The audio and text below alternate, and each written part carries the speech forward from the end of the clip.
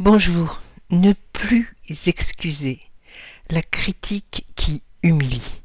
Ne plus excuser ces petites phrases que l'autre vous dit, qui vous donnent une valeur diminuée, qui vous font vous questionner sur vous, qui vous remettent en doute sur vos capacités intellectuelles, sur votre physique, sur votre intimité aussi.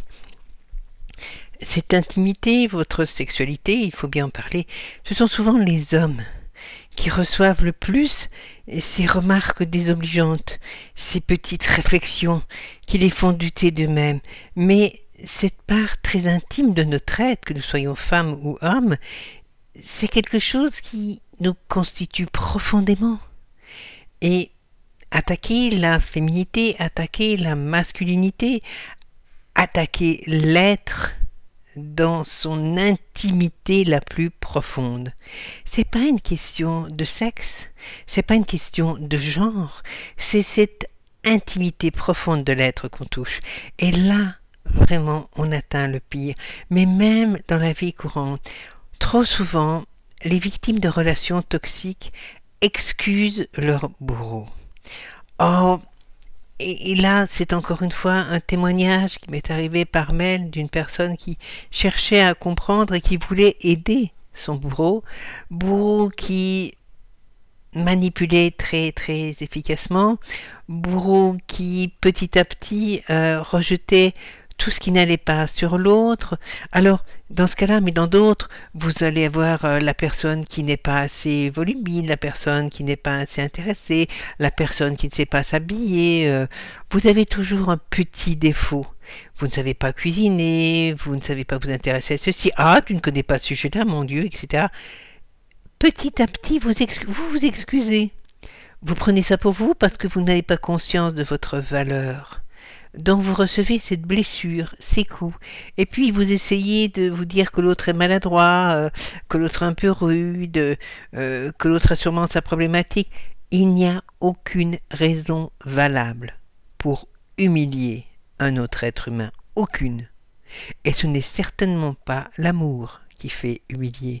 Alors si on commence à avoir ces petites phrases humiliantes, arrêtez tout de suite, posez-vous la question: où est l'amour là-dedans? Même si on vous dit qu'on vous aime, même si on a plein d'attentions gentilles, ce n'est pas possible. Aimer, c'est respecter.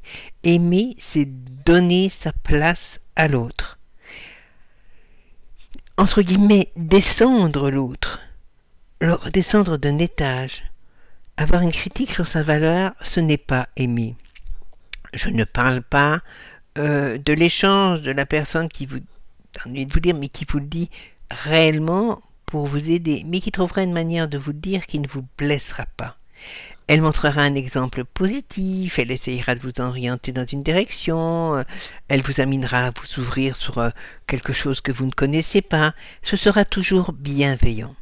Mais à partir du moment où ça vous blesse et où vous vous sentez un peu ridicule, un peu nul, pas à la hauteur, là, il y a un truc. Et là, il n'y avait pas de bienveillance. Regardez un thérapeute, il doit amener les personnes qui le consultent à aller mieux.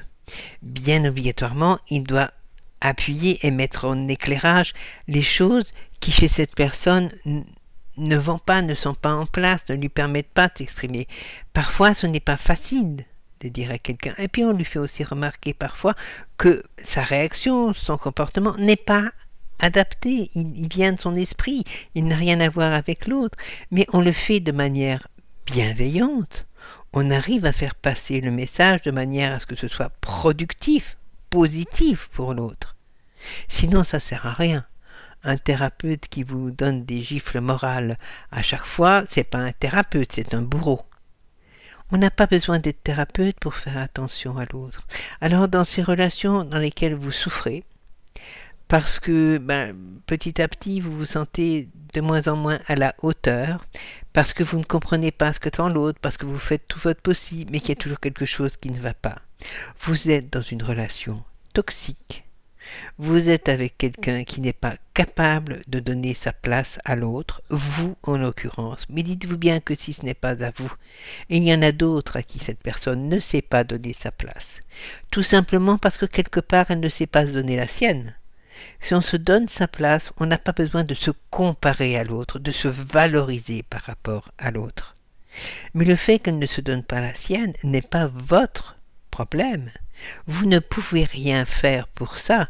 Si vous pouviez faire quelque chose pour ça, elle ne serait pas là en train de vouloir vous faire comprendre que c'est vous qui avez un souci, vous n'êtes pas vraiment assez bien pour elle. Cette personne-là n'est pas la personne avec laquelle vous allez vous épanouir. Alors, stop à la souffrance. Bien sûr, ça fait mal de perdre un rêve. Bien sûr, ça fait mal de se rendre compte qu'on a un mirage en face. Mais cette souffrance à petite dose, cette souffrance qui vous vrille petit à petit, cette plaie qui est toujours sans cesse réveillée et qui peut durer longtemps jusqu'à ce que l'autre se lasse ou jusqu'à qu'un jour mort s'en suive parce que vous êtes arrivé au bout de votre vie avec cette personne, c'est encore pire. On dit souvent qu'il vaut mieux se cogner un grand coup le pied dans un meuble que de souffrir d'une rage de dents pendant des heures. Oui. Un grand coup, ça fait mal, très mal, mais on arrive à en ressortir. Quelque chose qui s'insinue en vous, une douleur qui est là, lancinante, qui dure, qui est en arrière-plan. C'est quelque chose qui rend fou, c'est quelque chose qui détruit. Il n'y aura jamais aucune raison valable pour accepter ça. L'amour que l'on éprouve pour cette personne, ce n'est pas cette personne que l'on aime. On recherche l'assentiment, l'appréciation, la reconnaissance de l'autre. Et là, ça va beaucoup plus loin. Ça veut dire toujours que dans notre enfance, cette reconnaissance, cette appréciation, cet assentiment ne nous ont pas été donnés comme ils auraient dû l'être. Et je répète encore une fois, parents toxiques parce qu'eux-mêmes issus d'un milieu toxique, ou parents bienveillants mais avec une problématique d'exigence quelque part qui ne correspond pas à votre personnalité, dans les deux cas. C'est l'enfant en vous qui est en souffrance. Et ce que réveille cette personne qui vous humilie à petits pas, c'est cette souffrance-là.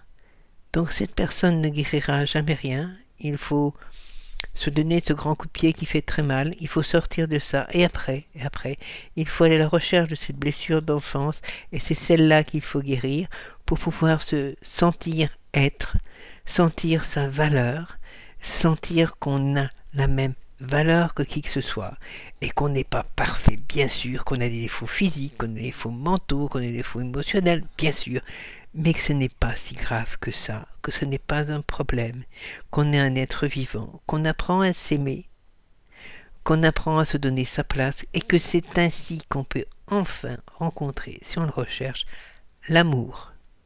Cette reconnaissance entre deux êtres qui partagent quelque chose de profond, qui partagent des valeurs, qui partagent peut-être des goûts ou parfois moins, mais qui ont ce respect immense l'un pour l'autre, ce respect que rien ne vient altérer.